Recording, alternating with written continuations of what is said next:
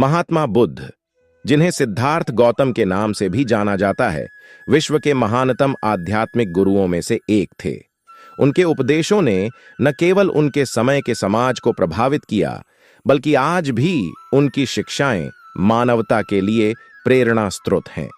उनके जीवन और उनके उपदेशों की विशेषता यह थी कि उन्होंने हमेशा सरल और स्पष्ट भाषा में अपनी बात कही, जो आम जनमानस के हृदय में सीधे उतर जाती थी।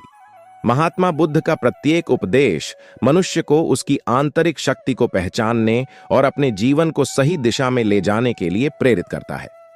उनके उपदेशों की जड़ में करुणा, अहिंसा और सत्य की भावना थी, जो सभी जातियों, धर्मों और समुदायों के लिए समान रूप से थी। महात्मा गौतम बुद्ध का अंतिम संदेश अप दीपो भव, यानी अपने दीपक स्वयं बनो। इसका मतलब है कि हर व्यक्ति को अपने ज्ञान और अनुभव से प्रकाश पाने की जरूरत है।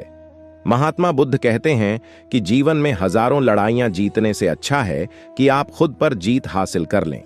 उन्होंने ने कहा कि बुराई से बुराई खत्म नहीं होती, बल्कि इसे प्रेम से ही खत्म किया जा सकता है।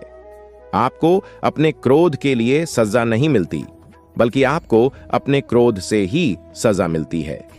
महात्मा बुद्ध का कहना था कि हर सुबह एक नया अवसर है, हर दिन को नई शुरुआत के रूप में अपनाओ।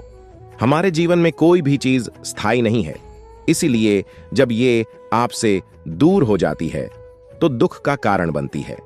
अपने दुखों के निवारण के लिए मनुष्य को सद्मार्ग पर चलना चाहिए। महात्मा गौतम बुद्ध का सबसे महत्वपूर्ण और अनोखा उपदेश मध्य मार्ग का सिद्धांत है। उन्होंने इस मार्ग को अत्यधिक सुखवाद और कठोर तपस्या के बीच का रास्ता बताया। उनका मानना था कि अति किसी भी चीज की हो, वह विनाशकारी होती है। जैसे जब सिद्धार्थ ने राजमहल छोड़कर कठोर तपस्या का मार्ग अपनाया, तो उन्होंने अनुभव किया कि यह भी उनके लिए उपयुक्त नहीं है। उन्होंने महसूस किया कि केवल संतुलन और मध्य मार्ग से ही सच्ची शांति और मुक्ति प्राप्त की जा सकती है। बुद्ध ने दुख और उसके कारणों को समझने के लिए 4 आर्य सत्य का उल्लेख किया। ये सत्य हैं: नंबर 1, दुख सत्य है। नंबर 2, दुख का कारण। नंबर 3, दुख का अंत संभव है। और नंबर 4, दुख को समाप्त करने का मार्ग। ये 4 सत्य जीवन के वास्तविक पहलुओं को समझने और उनका समाधान खोजने की दिशा में महत्वपूर्ण कदम है। इन सत्यों के आधार पर बुद्ध ने अष्टांगिक मार्ग का उपदेश दिया, जो मानव को सही सोच, सही दृष्टि, सही वाणी, सही कर्म, सही आजीविका, सही प्रयास, सही स्मृति और सही ध्यान की ओर प्रेरित करता है। उनका उपदेश केवल आध्यात्मिक नहीं था, बल्कि व्यावहारिक भी था। उन्होंने हमेशा समाज में करुणा और मैत्री का प्रचार किया।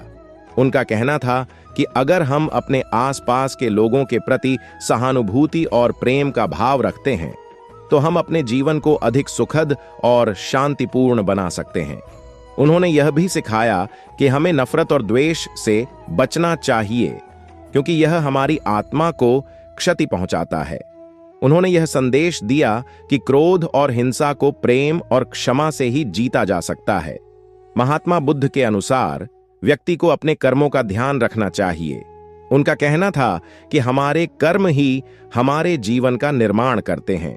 यदि हम अच्छे कर्म करेंगे तो उसका परिणाम भी अच्छा होगा, और यदि बुरे कर्म करेंगे तो उसका परिणाम दुखद होगा।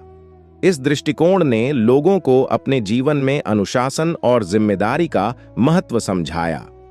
उन्होंने यह भी कहा कि मनुष्य को अपने मन और विचारों पर नियंत्रण रखना चाहिए, क्योंकि हमारे विचार ही हमारे कार्यों का आधार होते हैं। यदि हम अपने विचारों को शुद्ध और सकारात्मक बनाए रखें, तो हमारा जीवन भी सफल और सुखमय होगा। महात्मा बुद्ध का उपदेश आत्मज्ञान और ध्यान के महत्व पर भी जोर देता है। उनका कहना था कि ध्यान के माध्यम से व्यक्ति अपने मन को शांति और संतुलन की अवस्था में ला सकता है। ध्यान आत्मा की गहराई में जाने का एक साधन है, जो व्यक्ति को अपने सच्चे स्वरूप को पहचानने और जीवन के वास्तविक अर्थ को समझने में मदद करता है। उन्होंने ध्यान को मानसिक और आध्यात्मिक स्वास्थ्य के लिए आवश्यक बताया। बुद्ध का मानना था कि ध्यान न केवल हमें शांति प्रदान करता है, बल्कि यह हमारे भीतर की नकारात्मकता को भी समाप्त करता है। बुद्ध ने यह स्पष्ट किया कि प्रत्येक व्यक्ति को अपनी मुक्ति के लिए स्वयं प्रयास करना होगा। उनका कहना था, अप दीपो भव, अर्थात स्वयं अपना दीपक बनो। यह संदेश हमें सिखाता है कि हमें दूसरों पर निर्भर रहने के बजाय अपने भीतर की शक्ति को पहचानना चाहिए और अपने जीवन की दिशा स्वयं निर्धारित करनी चाहिए। उन्होंने जाति, धर्म और सामाजिक भेदभाव को कभी स्वीकार नहीं किया और सभी को एक समान माना। उनके समय में, जब समाज में जाति व्यवस्था और ऊंच नीच का भेदभाव प्रचलित था, उन्होंने सभी लोगों को समान दृष्टि से देखने और उनके साथ समान व्यवहार करने का उपदेश दिया। उनका कहना था कि मनुष्य की महानता उसके कर्मों और उसके विचारों में होती है, न कि उसकी जाति या धर्म में। यह संदेश आज भी समाज में समानता और न्याय की स्थापना के लिए प्रेरणा प्रदान करता है। इसी तरह और भी मोटिवेशनल वीडियो देखने के लिए चैनल को लाइक करें, शेयर करें और सब्सक्राइब करें और बेल आइकन को जरूर प्रेस करें ताकि नए वीडियो का नोटिफिकेशन आपको मिलता रहे। धन्यवाद।